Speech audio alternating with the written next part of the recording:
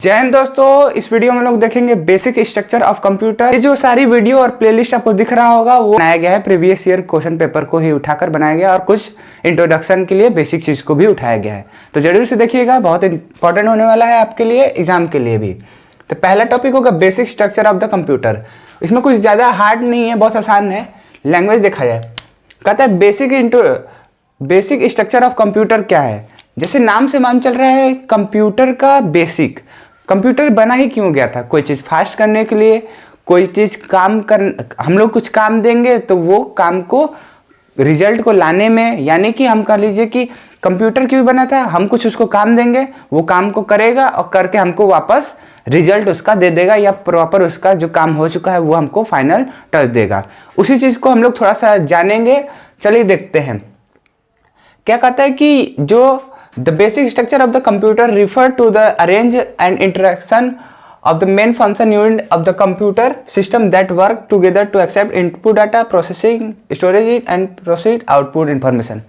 करने का मतलब है जो ये बेसिक स्ट्रक्चर ऑफ कंप्यूटर क्या करता है कि कोई चीज़ को अरेंज करता है और इंटर कनेक्शन करता है। मान लो दो तीन चीज़ दे दिए, कहें कि इसको सॉल्व करके दो, तो वो दो तीन चीज़ को क्या करेगा, आपस में इंटर कनेक्ट करने की कोशिश करेगा, मिलने की कोशिश करेगा और उसका रिजल्ट आएगा तो उसको प्रोवाइड करने की कोशिश करेगा। किसके लिए? ये कंप्यूटर का जो मेन फंक्शन होगा उस पर जाकर इंटरेक्ट करेगा। यानी कि मान चलिए हम कंप्यूटर को कुछ दे दिए, कहें कि इसको सॉल्व करके दो, 1+1 सॉल्व करके दो, तो ये क्या करेगा, कंप्यूटर के अंदर जाएगा, मॉनिटर के, यानी कि कंप्यूटर में ये क्वेश्चन चला गया। अब यहाँ से कंप्यूटर का जो मेन पार्ट है, जहाँ पर मेन यूनिट कर सकते हो या पार्ट भी कर सकते हो, जहाँ पर पूरा चीज़ सॉल्यूशन होता है, या कह लो कि सीपीयू आप कह सकते हो क्योंकि वो ब्रेन होता है, वहाँ पर भी कह सकते हो जाता है, फिर वहाँ से आपको फाइनली रिजल्ट मिलता है जो आपको चाहिए। तो इसमें यही होता है मेन। इसमें क्या करते हैं आप लोग, डाटा को इनपुट करते हैं यानी कि देते हैं, फिर वो कंप्यूटर जो होता है उसको प्रोसेस करता है और उसको स्टोर करता है, फिर जब उसको बाद में रिजल्ट यहाँ पर आउटपुट देता होगा। बचपन में पढ़े होंगे इनपुट से फिर प्रोसेस फिर आउटपुट, ये बचपन में पढ़ेंगे। लेकिन यहाँ पर प्रोसेस के करने के बाद वो क्या कर लेता है, स्टोर कर लेता है। तो याद करो, एग्जांपल ले लो सबसे आसान अपने फ़ोन का। अगर फ़ोन उठाओगे, फ़ोन में पहला फ़ोटो खींचोगे तो इनपुट किए, इनपुट करने के बाद वो प्रोसेस करता है कि हाँ इसको मतलब बनाकर दिखाने की, फिर उसको फोटो में लाता है, फिर उसको स्टोर कर लेता है। तो देखोगे आपको पुराने फोटो भी मिलेंगे, और फिर जब बैक कर लो, फोन बंद कर दो, जब भी फोन ऑन करोगे तो वो फोटो आपको गैलरी में मिलता है। तो ये यहाँ से आपका एग्जाम्पल हो जाएगा। ये सिंपल सा वर्ड में कहा जाए तो ये क्या है, it explain how the computer internally organize and how different part interact. सीधा से मतलब ये है कि कैसे वो अंदर से ऑर्गेनाइज है, जैसे कि इस पार्ट के बाद इस पार्ट का यूज होगा, इस पार्ट के बाद ये काम करेगा कंप्यूटर, फिर आएगा आपका रिजल्ट, या पूरा काम कैसे होगा उसको एक ऑर्गेनाइज की तरह रखा गया है, और कैसे एक पार्ट से दूसरे पार्ट में वो इंटरेक्ट करेगा, यानी कि कौन सी काम किस पार्ट से करवाएगा। यहाँ पर basically basic structure of computer के 4 मेजर यूनिट होते हैं, जो कि आप लोग बचपन में पढ़े, नाम सुने होंगे और आसान भी है। Input unit, controls processing unit यानी कि सीपीयू आप लोग कहते हो, इसी को ब्रेन में कर लेते हैं हम लोग, मेमोरी यूनिट या स्टोरेज यूनिट, और आउटपुट यूनिट। इसी चारों को हम लोग पढ़ेंगे बेसिक स्ट्रक्चर ऑफ कंप्यूटर के अंदर। इनपुट यूनिट क्या होता है उसको देखिए। जैसे कि आपको बोला गया कि आप ये वाला एग्जाम्पल देख लो, 1+1 हम दिए हैं, या फोटो को आप क्लिक किए हो, ये सब चीज़ें क्या हो रही हैं, ये चीज़ कंप्यूटर को आप क्या कर रहे हो, इनपुट प्रोवाइड कर रहे हो या डाटा प्रोवाइड कर रहे हो। बस उसी चीज़ को थोड़ा सा इंग्लिश में लिख दो। The input is the part of the computer that receive data and instruction from the user to convert the machine readable form and send them to CPU.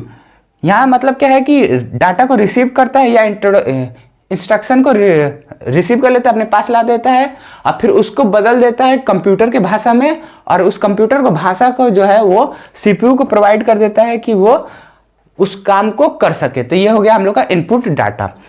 Function क्या करता है कि वो डाटा को एक्सेप्ट करता है यूजर से, इस डाटा को जो होता है बाइनरी फॉर्म में कन्वर्ट करता है। बाइनरी फॉर्म जो है वो बाइनरी, डेसिमल, हेक्सा, ऑक्टल, ये सारे फॉर्म जो हो गए आने वाले 1-2 वीडियो में आपको प्रोवाइड कर दिया जाएगा बेसिक। अभी बाइनरी का मतलब कह लीजिए कि कंप्यूटर का लैंग्वेज जो कि 0 और 1 से बनता है।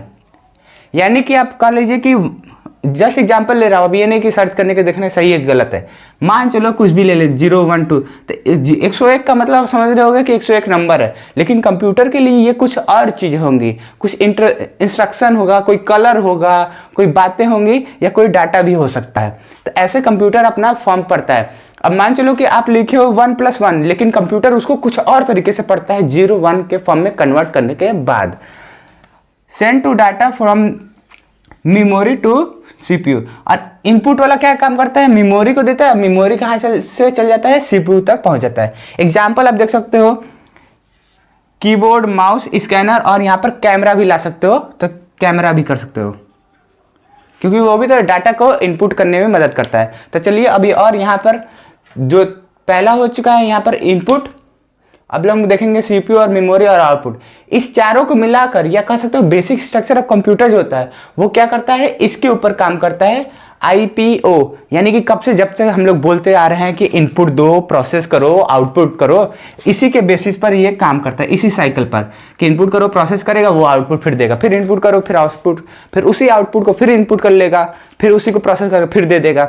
दूसरा पॉइंट जो है वो हम लोग का सीपीयू है, यानी कि सेंट्रल प्रोसेसिंग यूनिट। सीपीयू बचपन से पढ़ते आ रहे हैं, क्या है, एक ब्रेन है कंप्यूटर का। ये तो हम लोग बचपन से पढ़ते आ रहे हैं, कंप्यूटर का ब्रेन जो होता है वो सीपीयू कहलाता है। जो कुछ चीज़ें हम लोग यहाँ पर फुल फॉर्म के तौर पे दिख रहा है, ये फुल फॉर्म पूछा जाता है एमसीक्यू में कभी कभार, ऐसे तो डिफिनेशन के तौर पर भी आप फुल फॉर्म लिखकर थोड़ा सा इंक्रीज कर सकते हो सेंटेंस को। सीपीयू का दूसरा काम, मेन काम क्या है, वो है कैलकुलेशन करना और कंट्रोल करना ऑपरेशन का। ऑपरेशन यहाँ पर वो वर्ड है कि कोई चीज काम करवाना है तो वो सीपीयू के दिमाग से ही, मतलब सीपीयू जो है उसको कंट्रोल करता है, कैसे करना है, कब करना है, कहां पर करना है, वो सारे चीज करता है कंट्रोल सीपीयू। इसके मेनली 3 पार्ट्स जो होते हैं वो यहाँ पर है। जाहिर सी बात है, जब एक ब्रेन, ह्यूमन की तरह ब्रेन जो है उसका काम कर रहा है तो उसका अलग अलग पार्ट में होगा, वैसे इसके भी 3 पार्ट है, अर्थमेटिक, लॉजिकल यूनिट और कंट्रोल यूनिट और रजिस्टर यूनिट। यहाँ पर एएलयू जो है ये क्या करता है, जैसे नाम मालूम चल रहा है एएलयू यानी कि अर्थमेटिक। अर्थमेटिक से आप लोग समझे होंगे कि अर्थमेटिक मीन पढ़े होंगे, तो उसी से रिलेटेड है, बस उसी से याद रखना। अर्थमेटिक से क्या है, addition, multiplication and sum, division, subtraction, मतलब प्लस माइनस, यही सब करने के लिए हम लोग एएलयू का यूज करते हैं। साथ साथ जैसे सिंपल सा आप कह सकते हो कि मैथमेटिकल वाली चीज़ों के लिए हम लोग एएलयू का यूज करते हैं, क्योंकि मैथ में ही अधिकतर समय अर्थमेटिक आता है। हाँ, स्टैटिस्टिक्स में आता है, लेकिन स्टैटिस्टिक्स में भी अर्थमेटिक क्यों आ रहा था, क्योंकि वहाँ पर मल्टीप्लाई यानी कि कैलकुलेशन करना था। कैलकुलेशन के लिए हम लोग एडिशन, मल्टीप्लिकेशन, डिवीजन, सब्सट्रैक्शन लगता है। साथ साथ और क्या लगता है यहाँ पर कैलकुलेशन के लिए, कंपैरिजन लगता है। कंपैरिजन बोले तो यहाँ पर क्या है, smaller, greater, greater smaller, greater equal to और स्मॉलर इक्वल टू, इस चीज़ को यहाँ पर कंपैरिजन करते हैं। क्लास 12th में 11 में पढ़े होंगे आप लोग गेट, जिसमें आप लोग एंड और नॉट गेट ये सब पढ़े होंगे। ये सब क्या करते थे कि कोई सर्किट है, सर्किट से जाना है तो कहाँ पर रुकना है ऐसे एरो बनाया रहता था, कहाँ पर जाना है वहाँ का एरो बनाया रहता था, वही चीज़ ये सारा कंट्रोल करके रखता है। दूसरा है कंट्रोल यूनिट, नाम से बहुत मालूम चल रहा है कि वो कंट्रोल करके रखे रहेगा कि वो दूसरे पार्ट्स, कंप्यूटर के पार्ट्स के यहाँ पहुँचाना है कि नहीं। तो कहता है कि ये डायरेक्ट या कोऑर्डिनेट करके दूसरे कंप्यूटर के यूनिट को एक्टिव करता है, या एक्टिव कैसे करेगा, डाटा पहुंचाकर। रजिस्टर यहाँ पर जो है बहुत ज़्यादा इंपॉर्टेंट है। जब हम लोग के नए कंप्यूटर, नए मॉडल के कंप्यूटर आए तो उसमें रजिस्टर का यूज होने लगा। रजिस्टर जो है वो एक चिप है जो कि ढेर सारे कलेक्शन का बनता है। यहाँ पर देख सकते हो रजिस्टर क्या है, बहुत छोटा, स्पीड और इलेक्ट्रिसिटी बहुत कम खाने वाला, स्टोरेज बहुत ज़्यादा, उसका यूज यहाँ पर रजिस्टर को कहते हैं। देख सकते हो रजिस्टर क्या होता है, small high speed storage location, जो कि सीपीयू के अंदर रहता है। इसका मेन काम जो होता है रजिस्टर का क्या होता है कि डाटा का होल्ड करना और उसको इंस्ट्रक्शन देना जब प्रोसेस हो रहा होगा। लेकिन ये याद रखना कि वो टेम्परेरी होगा, परमानेंट नहीं होगा। यानी कि जब सीपीयू प्रोसेस कर रहा होगा कि काम क्या करना है, कैसे करना है, तो रजिस्टर जो होगा वो उस डाटा को इकट्ठा करके रखा रहेगा और उसी समय उसको बताएगा कि ये तुम्हारा डाटा है, इसको पढ़ना है तब पढ़ लो। वही चीज़ टेम्प्रोरी के लिए, लेकिन जहाँ प्रोसेस खत्म तो यहाँ का डाटा भी उड़ जाएगा खत्म। यहाँ जो सीपीयू का हम लोग का फंक्शन है वो क्या है, फीच करना, यानी कि एक जगह से दूसरी जगह पहुँचाना, मेमोरी से सीपीयू में पहुँचाना। बेसिकली जो सीपीयू के अंदर होता है रैम, उसके अंदर पहुँचाता है। रैम रोम दो चीज़ होते हैं, उसका भी डिफिनेशन अभी आएगा। यहाँ पर इंस्ट्रक्शन फ्रॉम द मेमोरी, यानी मेमोरी से इंस्ट्रक्शन आता है कि सीपीयू में पहुँचाना है, फीच करना है। डिकोडिंग इंस्ट्रक्शन, क्या करना है कि अब कुछ बातें बोले थे, अब तुम तो बोल दियो, लेकिन उसको अब नए पैटर्न में करके उसके मशीनरी लैंग्वेज में या कंप्यूटर के लैंग्वेज में 0-1 के बाइनरी जिसको ऑपरेशन करते हैं उसके लैंग्वेज में करने के लिए सीपीयू यूज़ करता है। Control data flow through between the unit, एक जगह से दूसरी जगह कम, मतलब पूरी चीज़ कंप्यूटर के अंदर ही है और ये कह सकते हो सीपीयू के ही अंदर मैक्सिमम होता है। एक जगह से दूसरी जगह पहुंचाना है तो उसको भी ये कंट्रोल करके रखता है। नामी में मालूम है सेंट्रल प्रोसेसिंग यूनिट, और इसके अंदर कंट्रोल करता है, प्लस माइनस करता है, और रजिस्टर वाला टेम्प्रोरी डाटा इकट्ठा करके रखता है। एग्जाम्पल में देख लो, डिसाइड व्हेन डाटा, यहाँ पर सीपीयू होगा, CPU decides when the data should move from memory to ALU। CPU जो होता है वो क्या करता है कि वो डिसाइड करता है कि मेमोरी से ALU में कब डाटा जाएगा। तो जब डाटा जाएगा तभी तो ये सारे कैलकुलेशन या कुछ भी हो जाएगा। हम लोग एग्जांपल लिए थे 1+1 को कंप्यूटर को देने के लिए, तो ये कब होगा, ये CPU के पास जाएगा, CPU चाहेगा तब ALU के पास भेजेगा, जब ALU के पास जाएगा तो वो प्रोसेस करेगा, फिर पता करेगा कौन है, उसमें एडिशन है तो एडिशन करने का पैटर्न खोजेगा, फिर इसको डिकोड करेगा, फिर उसको आंसर आपको लाकर देगा, फिर उसको ह्यूमंस के रीडेबल फॉर्म में डिकोड करके देगा। तो मेमोरी यूनिट को देखेंगे। मेमोरी यूनिट उसका दूसरा नाम होता है स्टोरेज यूनिट। जैसे कि नाम से मालूम चल रहा है कि वो कुछ चीज़ों को स्टोर कर रखे रहेगा, तो उसी को हम लोग को पढ़ना है। मेमोरी यूनिट क्या होता है, एक तरह का स्टोरेज डाटा का लीजिए, या इंस्ट्रक्शन या इंटरमीडिएट रिजल्ट, यानी कि जो भी हम लोग डाटा दिए रहेंगे उसको इकट्ठा करके रहेगा, या इंस्ट्रक्शन को देकर जो हम लोग दिए हैं उसको इकट्ठा करके रहेगा, या हम लोग और कंप्यूटर के जो आउटपुट आया है उसके बीच में का जो बातें हैं, जो इंस्ट्रक्शन हैं, उसको वहाँ पर रिजल्ट करके रखा रहेगा। इसका क्या काम होता है कि जब ये काम हो जाएगा, मतलब स्टोरेज हो जाएगा, तो उसको फाइनली आउटपुट देता है, क्योंकि टेम्प्रोरी होगा या परमानेंट होगा। यहाँ पे ARY होगा, स्पेलिंग रहता है।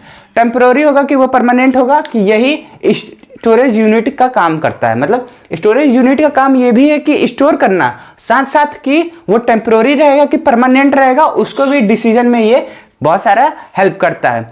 अब भेजता है कि यहाँ पर मेनली दो टाइप के होते हैं मेमोरी। पहला होता है प्राइमरी मेमोरी, दूसरा होता है सेकेंडरी मेमोरी। बहुत आसान है, दो ठो मेमोरी, तो पहला दूसरा प्राइमरी और सेकेंडरी। प्राइमरी में होगा रैम, दूसरा में होगा रोम। इसका फुल फॉर्म आता है, जरूर पढ़ लीजिएगा। रैम का मतलब होता है रैंडम एक्सेस मेमोरी, रोम का मतलब होता है कि read only memory. Random access memory होता है वोलेटाइल मेमोरी। वोलेटाइल का मतलब यहाँ पे है कि उड़ जाना। वोलेटाइल का मतलब क्या है, उड़ जाना, यानी कि कोई डाटा जैसे रखे होगे मोबाइल में, कभी कभार देखे होगे कि वो मिलता ही नहीं है, गायब हो जाता है। वो होता है, लेकिन बेसिकली मोबाइल में नहीं, कंप्यूटर में होता है कि ज़्यादा डाटा जाते रहेगा तो उस साइड से उड़ता रहेगा। देखे होगे कि टाइम लिमिट रहता है कि 6 महीने के बाद आपका ये जो मैसेज रहेगा वो ऑटोमेटिक डिलीट हो जाएगा। तो ये जो आएगा वो इसी रैम के अंदर आएगा, यानी कि वोलेटाइल, यानी कि डिलीट हो जाएगा या उड़ जाएगा। वहीं पर रोम क्या होता है, रीड ओनली मेमोरी। ये बस नॉन वोलेटाइल होता है। नॉन वोलेटाइल यानी कि वो उड़ता नहीं है।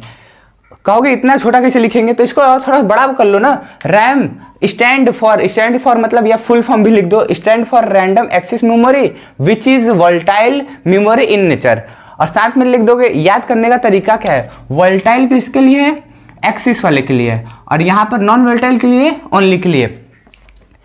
कोई चीज को एक्सेस कर रहे हो, यानी कि कोई भी चीज आपको दे दिया जाए थोड़ा देर एक्सेस करने के लिए, क्या वो हमेशा के लिए हम आपको दे देंगे, नहीं देंगे, कुछ ही देर के लिए देंगे, फिर बाद में हम लोग हटा लेंगे से याद रखिएगा यहाँ पे वो वोलेटाइल हो जाएगा। ओनली मेमोरी, हम कुछ चीजें जो होती हैं पुराने जमाने की मेमोरी, ओनली मेमोरी, वही मेमोरी बस बचा हुआ है मेरे पास। ऐसे सेंटेंस से या कहानी से समझ सकते हो कि वो हम लोग भूले नहीं हैं अभी तक। तो यहाँ पर नॉन वोलेटाइल। दूसरा सेकेंडरी मेमोरी क्या है, उसमें एग्जाम्पल में आ जाएगा हार्ड डिस्क, SSD, यानी कि सॉलिड स्टेट ड्राइव और पेन ड्राइव। ये सब जो है एग्जाम्पल है सेकेंडरी मेमोरी के।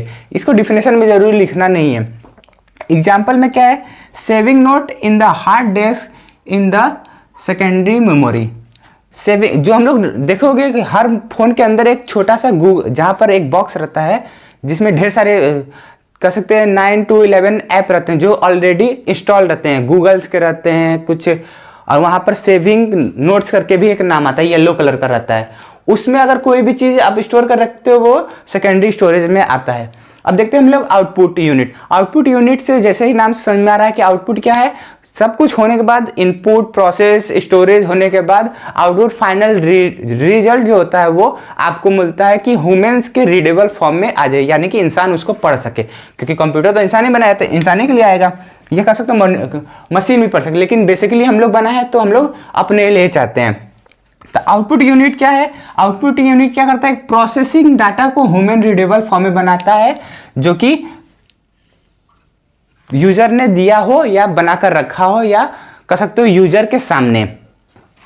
फंक्शन क्या है, जैसे कि यहाँ पर डिफिनेशन पढ़े वैसे फंक्शन है कि ये क्या करता है, जो हम लोग का प्रोसेसिंग डाटा था, जो इकट्ठा करके स्टोरेज डाटा था, उसको क्या करता है कि बाइनरी फॉर्म से कन्वर्ट करके ह्यूमन रीडेबल फॉर्म में पढ़ लेता है। बाइनरी फॉर्म क्या है, बाइनरी फॉर्म है कंप्यूटर का लैंग्वेज। अब उसको कंप्यूटर का लैंग्वेज को बदलता है, कहता है कि इंसान पढ़ेगा तो इंसान के लैंग्वेज बदल देते हैं और इंसान पढ़ लेगा। एग्जाम्पल में है मॉनिटर, प्रिंटर, स्पीकर, ये सब एग्जाम्पल है।